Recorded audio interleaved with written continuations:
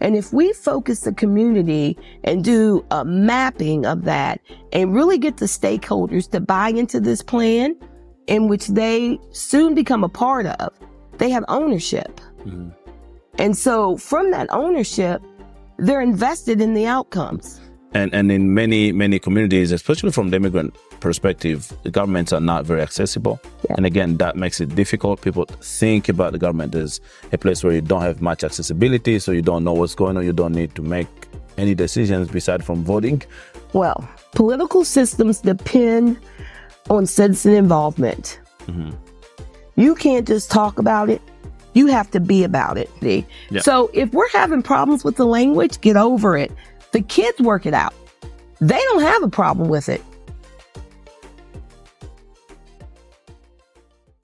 Welcome to RodTalk. Today, we are going to be diving into a lot of great folks in the community that have impeccable stories that also are inspiring.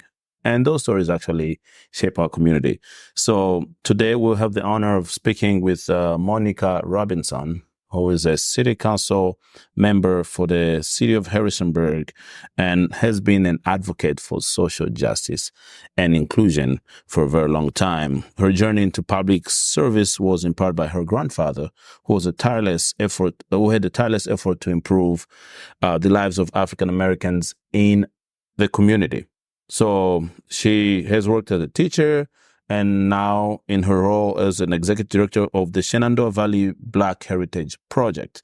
Now, as a city council member, she continues to champion inclusivity and address issues of race, of class, and discrimination. Harrisonburg is also known as a welcoming city, and it thrives on its diverse population, including refugees, immigrants, people of color, and also any other marginalized groups and communities in Harrisonburg. So let's see what we're going to learn today from Monica, from her experience doing a lot of amazing work in our community and her fascinating story. Welcome, Monica. Thanks for having me, Rodri. Yeah, we're happy you're here. You're having a good day? I'm having an excellent day. You'll have to excuse my voice. I have a bit of a cold. Great. Wonderful. We're happy to have you here. And it's been a long journey discussing how to have this conversation. The idea, first and foremost, was around bringing communities together, folks, leaders here in the community that are doing a lot of great things, to discuss what Harrisonburg is all about and how we can make these people know what we're working on, what everybody's working on in the city to improve this great city. And so I think, first of all, I wanted to share a little bit about your journey into public service and what inspired you to run for city council. My grandfather, Thomas Mason Jr., was a huge influencer in my life. Mm-hmm. My mother is one of 13, and so they were a marginalized group. She went to the Lucy F. Sims segregated colored school, grew up in the 1950s, lived through urban renewal. And when I listened to her telling the stories of her childhood, so many times she would say, "And Daddy did," or "And Daddy said." So I was fortunate enough to spend many years around my grandfather before he passed away and would listen to him talk and could feel the pain in his voice when he talked about the struggle of African Americans trying to make it, trying to be prosperous, just trying to make it basically hand to hand, looking for employment, bundling rags, doing whatever was necessary to feed his family, but also trying to raise his children in a strict environment that pushed education and jobs and just working and having something. And from him, I learned that in order for us to move toward a better life for ourselves as Black people, we had to really get in there and fight for the things that were out there for us, and more importantly, to search. Mm-hmm. There seemed to always be programs being offered or a scholarship available for school, but no one knew where to go to get it at. It was like they put these things out there and it was almost like, okay, I've hidden it. Now you go find it. And so I learned early to just kind of start seeking and investigating and researching how to make life better and how to find and get my hands on these resources, and then how to get other people in the community to latch on to what I was doing and kind of form a movement. Yeah. And my grandfather was that kind of a person. You know, the kids don't have anywhere to go. Let's form a movement. Let's get a bus. Let's load all the kids up. Let's see if we can take them down to Massanutten Springs and do a dance. Yeah. We don't have a community center. Let's find a building down on Johnson Street, which is now the OCP, our community place's home office. And that used to be a little recreation center, a pool table, a jukebox. You're not in the street. You have some place to go, some place to be, safe away from that white gaze. So also about finding, spaces that you felt comfortable in and safe. Mm-hmm. So he is the one that inspired me to start my journey into advocacy and joining different groups and, just learning about how I can make things better. I'd been working in Harrisonburg for many years. I've been, like I said, on the OCP board. I've been president of NAACP for several years, several different terms. I've been a board member for NINA. I've been a board member at Second Home. I've always volunteered probably for over 25, 30 years for Fresh Air Fund out in New York City, just trying to give kids a place to come to. So I've been doing all these things and affecting change, I felt like, on a very minute scale, a bit here, a bit there, a bit there. And so I was just reflecting one summer walking after I had been sick, walking with my Aunt Teresa. And I said, you know, somebody needs to run for city council. We need to get some more people. Because at that time, we currently had Chris Jones and Dina Reed as the two African Americans on council. And she said, Monty, you ought to do it. And so she really pushed me out there. And I thought about it. And at first I said no. But then I thought, you know what? I can affect more change on this side of the dais than I can on that side. And that's when I decided to run. Wow, that's powerful. It's powerful to hear about your granddad. Wish you could come on RodTalk, but you know, yeah. And I think people always talk about how you can impact change either within the political system or outside. I was fortunate enough, I think in 2018, I met with the former president of Costa Rica, Oscar Arias, at Bridgewater College.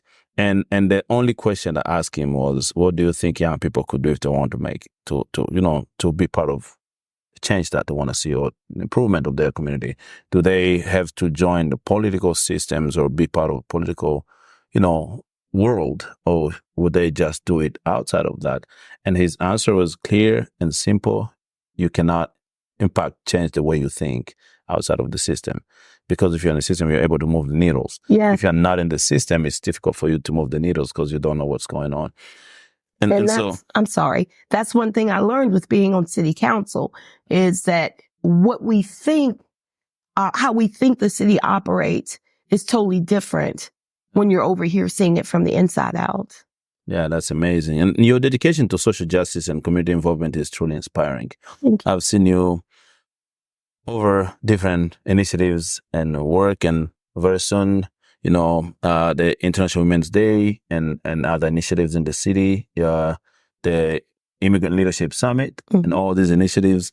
But Harrisonburg is an interesting place because we just in the city of Harrisonburg, with the diversity within its population, over 70 language spoken in city schools, and a population of about 12% foreign-born citizens. And so how do you ensure that all voices, especially the voice of those historically marginalized communities, are heard and represented in the decision-making process here in the city? I believe the way that we do that is through engagement. And what we do traditionally for engagement isn't normally successful. So I like to think of engagement in terms of building constructive relationships with communities where we center the community Work with the community first to figure out what they want. Really look at what they feel is essential. Look at what they think is what needs to be done, what needs to be done, how we should do it, and then what outcomes should be. And if we focus the community and do a mapping of that and really get the stakeholders to buy into this plan, in which they soon become a part of, they have ownership. And so from that ownership, they're invested in the outcomes. If we don't do community engagement correctly, they're not invested in the outcomes, so there's no follow through. Okay. And so to me, we center the community on issues. We get out there and we talk to them. And that means moving outside of our comfort zone. Community engagement isn't just a survey or just showing up at a meeting at Sim School or at Keister Elementary School. Community engagement might be tea on a Sunday afternoon on someone's porch, just casually talking about problems that they see is what's happening in their neighborhood and how they think they could be helpful in solving those things. So once we get those relationships built with community members and they start building some trust into the system, they start feeling like they are a part of government, that we are working for them because they are our bosses. We're not their bosses. And once they see that, then I think that we'll start seeing a greater move toward making sure that people are following through and we can fill up this council chambers on the nights of city council meetings. And with the diversity issue, when I was running for council, one of the things I thought was truly important, that was like the whole basis of my campaign, was to get out there into all the different communities. And I was just amazed once I started to like search for people, stakeholders that could connect me to people. And so I began conversation with our Muslim friends and people of Hispanic descent. And then that breaks down again to 50 different groups. And so what I'd like to do is continue to follow up with that. Don't just leave it at that. I like to continue those relationships so that people will begin to bring issues to me. When issues come up, they know they can talk to me about it. And if I hear about things that are going on in their neighborhood, I can ask them, what do you think about this development? And really making them feel like they're invested in the future of the city. Yeah. And I think that's important if you want to approach community members with anything that is happening. I think there's some disconnect somehow in most of the communities between policymakers or, where things are being decided on and the actual people impacted by that. And so that effort of trying to bridge that gap is always going to be important. And in many, many communities, especially from the immigrant perspective, the governments are not very accessible. And again, that makes it difficult. People think about the government as a place where you don't have much accessibility, so you don't know what's going on. You don't need to make any decisions beside from voting. And so it's good to at least leverage on that and say that people have to attend city council meetings, for example, join your voice to what is going to happen, try to learn as much as possible what is happening in the city so that you can either propose new change or not advocate for things that will make our community better. And so from that perspective, as a city council member, what do you think or what can you share with the public watching us today about any issues of or project or initiative that you've been working on since you've been on council that either address any racial equity or social inclusion problems? I know there might be some. One of the things that struck me as odd, and I've been here in Harrisonburg for the majority of my life. My mother is from here. My father's from Waterbury, Connecticut. So I was born in Waterbury, but after we lived there for probably about 10 years, my mother wanted to come back here to Harrisonburg to help take care of her aging parents. So I love the Valley. I think it's a beautiful place to be. But I have been able to be a firsthand witness to the changes in community and what community means in Harrisonburg to me. So I've seen it go from the extreme racist, separatist type of community where You're friends with people of all colors, but when the school bell rings at 3:00, they go to their neighborhoods and you go to yours, because we tend to geographically separate ourselves because we want to be around people who look like us. That makes us feel safe.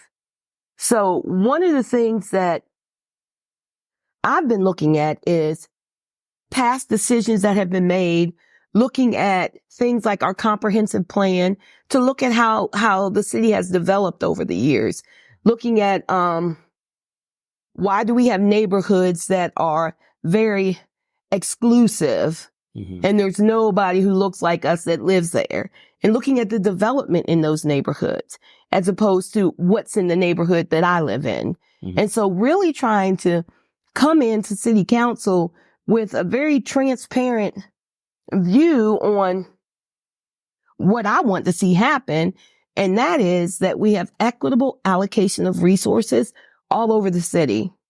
I don't like it when people of color are living in areas where there's all the homeless shelters, all the 7-Eleven type stores, all the pavement and parking lots and sidewalk structures are either inadequate or missing. And so we have to, as a city, make sure that when we make decisions about development and when we have developers coming in, wanting to do things in the city, that we make sure that we bring those old, forgotten neighborhoods up to par. We can't just leave them where they're at and say, oh, we're going to start from here. But we really need to focus on a city that's equal for all. And that's in areas of sustainability, environmental justice, educational outcomes, housing insecurity, food, green space. There are just a lot of issues that people don't think are important in the overall scale of things because they feel like it's not affecting them personally. But with the environmental justice piece, these groups of diverse individuals, marginalized populations, we have been void from that conversation. So we were never taught or given resources, or made to understand or educated on, runoff in the city, what we can do on the small scale to make sure that this earth is here for our descendants.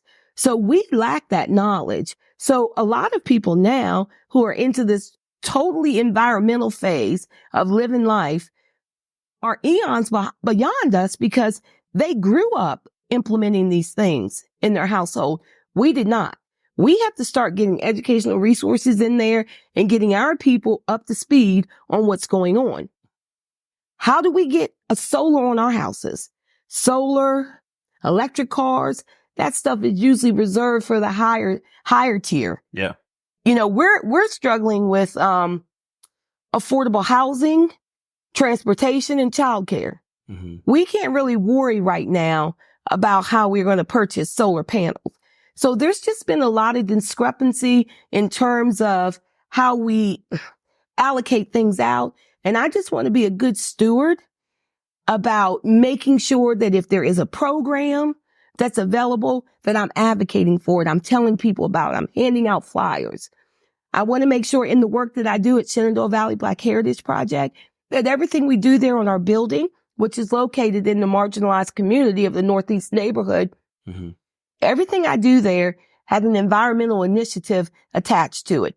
We have solar panels on our roof. Why? Because I want to explain to people when they walk by why we have solar panels. I want to talk to them about our electric bills. I want to talk to them about weatherization.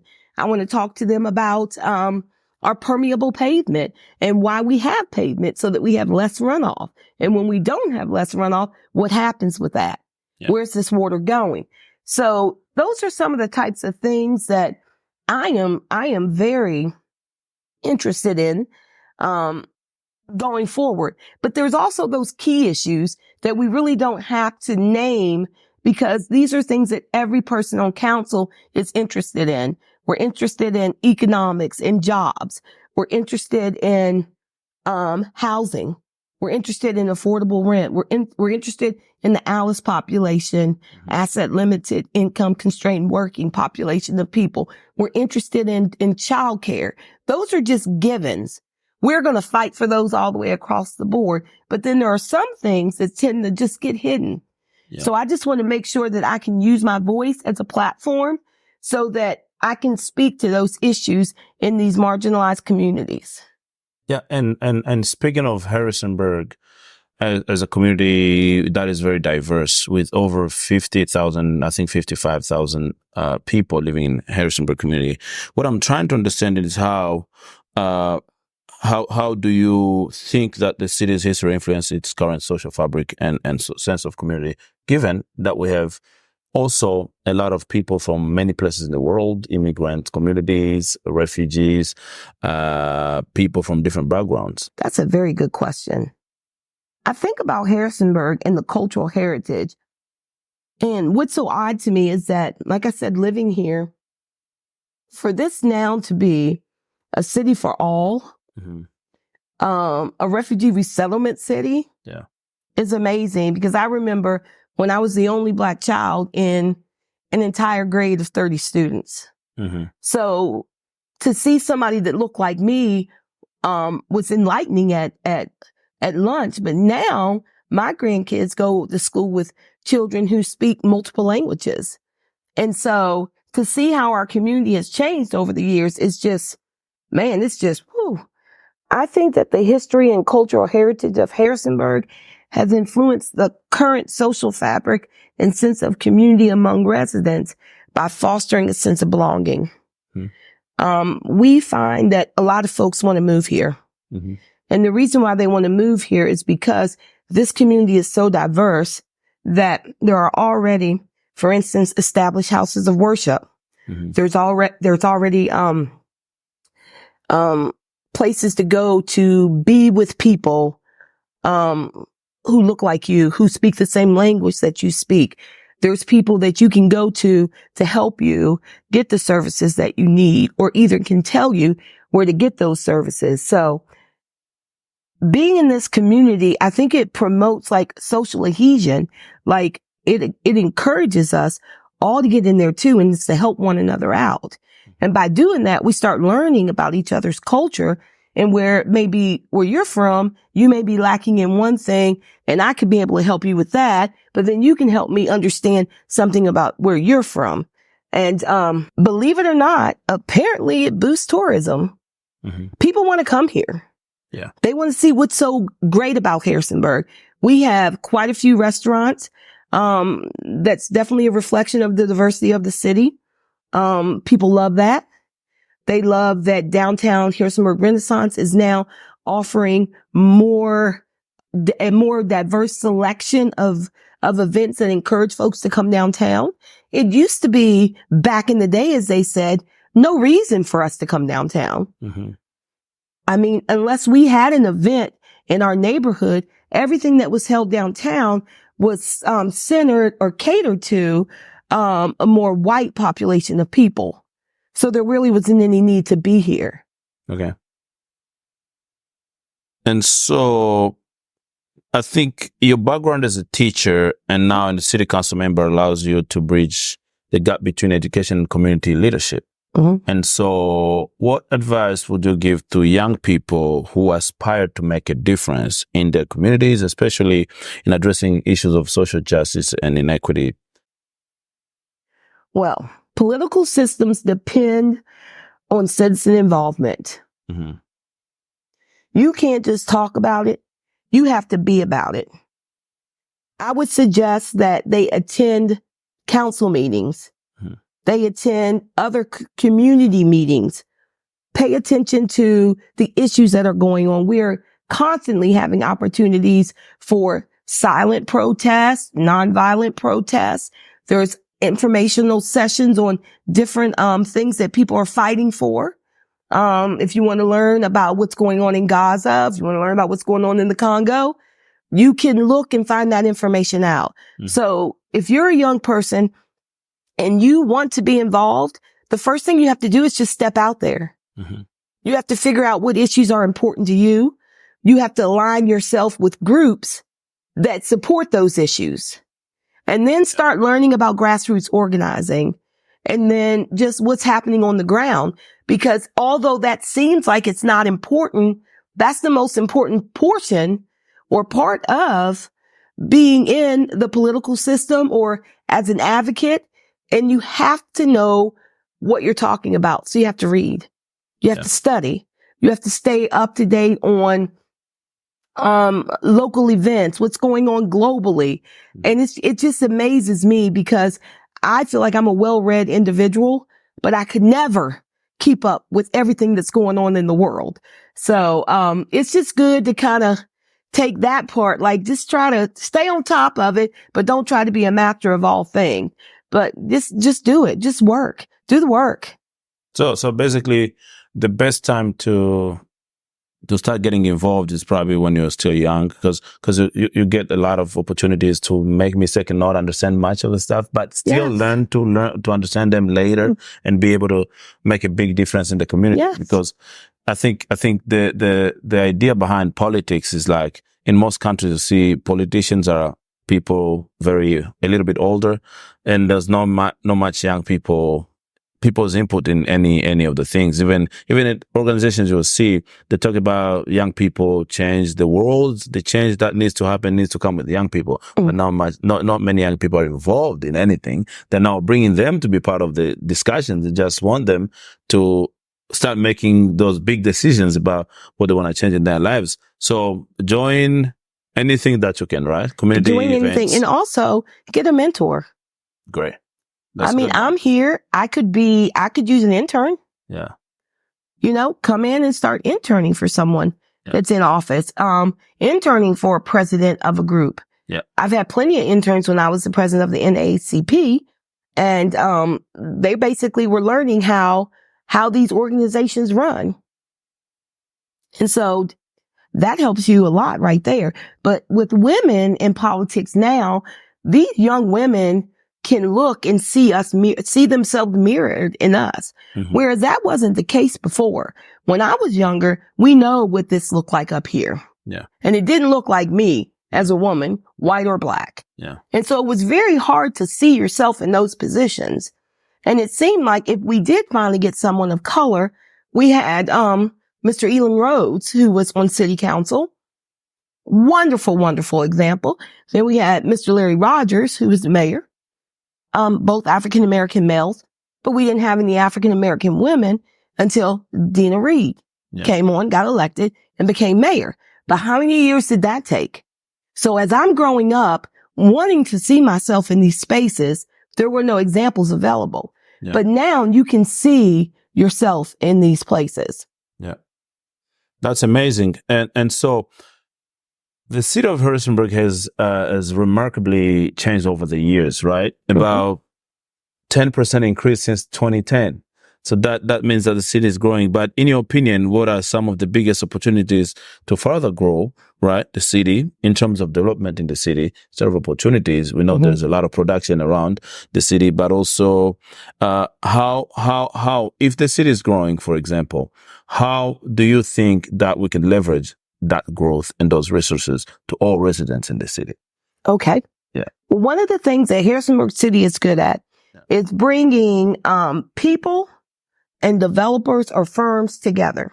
Mm-hmm. They bring them in close proximity of one another, and that drives up innovative changes and positive economic benefits for the community. They get here and they want to do something about it. We're a leader in sustainability. It's another thing. For our population density, meaning we have plenty of people, but we use less energy. People want to move to places like this. They want to move to greener places. And we have the EPSAC committee that's constantly working on better ways that we can improve across the entire city to make things, the environment healthier. So people want to be in a place like that. Culture. We attract residents who are accepting of people of all backgrounds and lifestyles. When I lived in Waterbury, Connecticut, and we moved here, it was like culture shock. In Connecticut, the only time I saw white people was when we went to the grocery store on Saturdays with my grandmother. We did our grocery store rounds. We may see someone at the meat market, laundry store. But I lived in an area filled with islanders, Jamaicans, Haitians, Cape Verdeans, Dominicans, Puerto Ricans, and blacks. When I came here, it was all the opposite. It was all white and just a very tiny sprinkle of us. So it took me a long time to try to figure out how I was going to make adjustment to that. It didn't seem like there was anything here worth hanging around for. And so when I think about Harrisonburg and how we can now leverage all of these things that have come about because we're such a diverse city, it makes me feel good. Because now we're using our diversity in such a way that it's a positive from it. Normally, when you talk about diversity, people are like, well, it's diverse, all these different languages. How are we going to deal with all these students? Nobody speaks English, blah, blah, blah. Speak English, please, and all that kind of stuff. But now we're taking that diversity to another level. I mean, I have nieces who started in the dual language program here in Harrisonburg, and they graduated being fluent in English and Spanish. That's awesome. Wonderful. That's awesome. It's awesome. And there are opportunities for all sorts of languages. Kids are wanting to learn other languages. When I went to school, it was French, Spanish, and Latin. No one learns Latin unless you want to win the spelling bee. That was basically what you learned Latin for, to learn about your words. But now we are opening up so many doors. And then when we get people from all over the world in little old Harrisonburg, and we get them together, like in the robotics club, and we put all of that together, and they create these little robots that are crawling down the hall or riding down the hall and coming up with these amazing projects, that's positive diversity. So if we're having problems with the language, get over it. The kids work it out. They don't have a problem with it. We do. And so I am glad now that we're in a city where we, for once, are doing what the kids do. We're just learning to get along, and we're learning to work it with it. We're just going to go with it. And so I'm hoping that I answered the questions. I think that's great. And what I was going to add is that diversity is not, so I've heard many people talk about diversity in many platforms and spaces. And I think people are getting something wrong about diversity, because they think that diversity is how many people do we have there that don't look alike. And the point that is being missed here is that diversity is about equal access to those opportunities as well, in leadership, in decision making, in allocation of resources. It's not only about people here, because we can say Harrisonburg is very diverse. We have a lot of people from different communities. How much those resources are being allocated equally, every community that exists in Harrisonburg. And that is the big point about diversity. That, and you know how that happens? Through community engagement. There we go. If you're not involved, if the community leaders, stakeholders, members are not involved at the table, making clear choices and decisions, then they don't get to say where the resources go. You let someone else decide for you how this stuff is going to be spread out. And see, a lot of people think if we have one person from our community show up, then great, that's it. We're covered. You're not covered. Because what happens when you get a group of people, we take a consensus. And if the consensus is that we're not going to do this, we're going to do that, and that one voice has no support behind it, guess what? You're not going to get all the resources that you want. So we have to get out to make sure that we are not only a diverse city in name, we're diverse city in all that we do. Just kind of like with the signs for Harrisonburg that says, I'm happy that you're my neighbor. They're everywhere. But are you really happy that I'm your neighbor? You can't just make statements like that. You have to live it. You have to be it. You don't talk about it. You be about it. That's what they used to say back in the day. And so we have to make sure that community members are that we meet them where they're at. Mhm. It's not their job for them to call me and say, look, you're getting ready to do community engagement. I have an interpretation problem. I don't have childcare in the evening. I don't have a ride to wherever. What can you do? Mhm. No, it's my job to figure out who those missing voices are and make sure I get myself to them. Yeah. So that's powerful.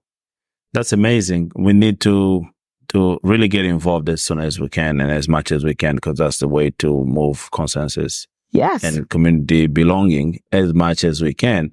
And so, quick question here.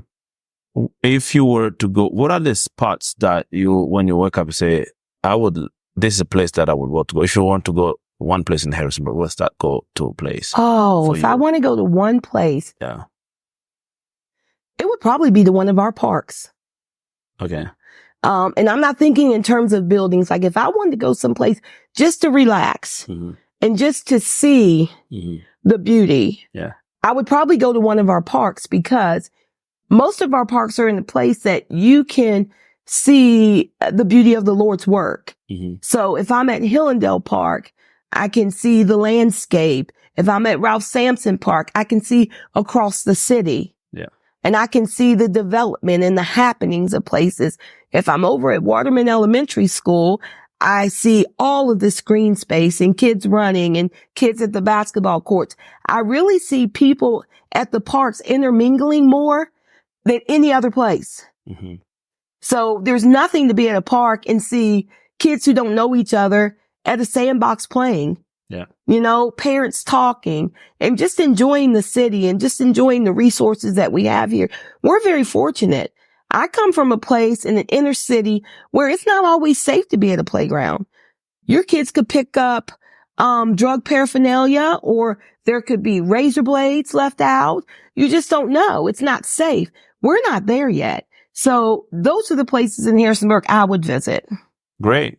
And let's change the gear a little bit. Okay. Now, as a community leader here, you know, there's been a lot of things going on in the world. Mm-hmm. And I'm going to stay within the rooms of violence and war in many places in the world. So I'm originally from the Congo, was born right when the war started in the Congo. And the war never stopped in the Congo. There are many kids right now that live in our community, that live in Virginia and in the US and all over the world, that have known nothing but war growing up. And so that has created a lot of problems, including trauma. They're very traumatized. It could be in school trying to fight to have a space in the community, but they still carry a lot of trauma and a lot of bad memories of the past. How do you think that as a leader, your role that you play not only in the city, but also as someone that can influence the global politics, how do you see you can impact or influence or advocate for peace and justice in the global, especially for those conflicts ongoing not only in Congo but other places in Africa and in the world? Yes. Is there any role that at the city council or local leaders can play into advocating for something more peaceful I believe in the so. world? Yeah, please. I believe so. I thought a lot about that. Mm-hmm. We just went over the information, all of the interaction from the community about having a resolution, with Palestine and Israel. And I really went home and just kind of thought about what our role is from this chair. Mm-hmm. And it's easy to say we don't have a role, that we can't influence that's going on. Yeah. So we should just stick with what we know. Yeah. But I don't believe that. I think that as politicians, that we should be stewards for peace building. Mm-hmm. I think that peace building has such a range of efforts that lead to things like political, institutional, social, and economic transformations in societies that sustain positive peace. Mm-hmm. So anytime you're working toward peace, is a good thing. Mm-hmm. And so how I look at the global part of this is that locally, Mm-hmm. I listen to citizens. Mm-hmm. I want to hear not even citizens, I want to hear what the residents have to say from that community engagement piece. Mm-hmm. What do the residents want? What do the residents think are important to them? What would make their lives easier? What would help lessen the trauma associated with their life and where they've been, and what's going on currently? Yeah. So I listen to them. They tell me what they want. Mm-hmm. My job then is to trickle it up. Okay. So I trickle it up to state. Mm-hmm. Then I advocate for at the state level. I say here, just like Mayor D did with the resolution. She took it and she hand delivered it Mm-hmm. to Senator King. So we then advocate to the state and we say, hey, these folks down here say they want us to be fighting for peace, or at least say we want peace. We don't want the killing to continue. Mm-hmm. Then they should be listening to me, Mm-hmm. and then they should be trickling it up Yeah. to the next level. So the national government has to engage on a global scale. Hmm. But if we never trickle the information up to them about what the people want, what are they up there doing? Just making their own decisions? That's not how a democracy works. So although I can't call President Biden and say, you need to do something about what's going on in the Congo, my words should make it up there eventually. And if I give up the fight to make that happen, then I don't need to be in this chair. Yeah. That's how I look at it. And so I applaud people who continue to fight because like I said, we've talked about my history as a school teacher. I worked with kids with severe emotional and behavior issues, and trauma was their whole life. Yeah. They came in the school. They looked like trauma was written across their forehead. So I always describe the way I taught as teaching the whole child. Mm-hmm. You don't come into my classroom in the morning and I say, look, Roderick, I need you to get those papers done right now. First, we got to figure out how Roderick's morning went. Mm-hmm. Because his mom and dad fought all night long. Mm-hmm. There was no electric in the house and he hadn't had breakfast. Mm-hmm. So we have to deal with the whole child. We have to peel away layers. Mm-hmm. We can't expect kids to be in school dealing with all this trauma and then be able to be successful in the educational pursuit that we want them mm-hmm. to be going through. So, we just have to learn that trauma is a part of our society now mm-hmm. and that we have to do something. We as adults have to be better informed as to how to deal with that trauma. I even sometimes wonder when I'm asking questions of my friends that are from the Congo mm-hmm. or who are from the Middle East, when I just question them about cultural situations or where'd you come from? Oh, you were in a camp before you came here? You have to really, because, you get a little nosy and you kind of want to know. Yeah. But now I know that stuff brings up memories. Memories bring up trauma. Mm-hmm. And so with my job at Shenandoah Valley Black Heritage Project, when I'm asking folks to tell me their history, to be the narrator of their story, mm-hmm. that brings up trauma because they lived through the trauma of the slavery era in the United States. So there is trauma everywhere. And I think that we should be trauma informed, trauma focused first. And that we should be willing to do something about it. Yeah. I think we need to stop violence.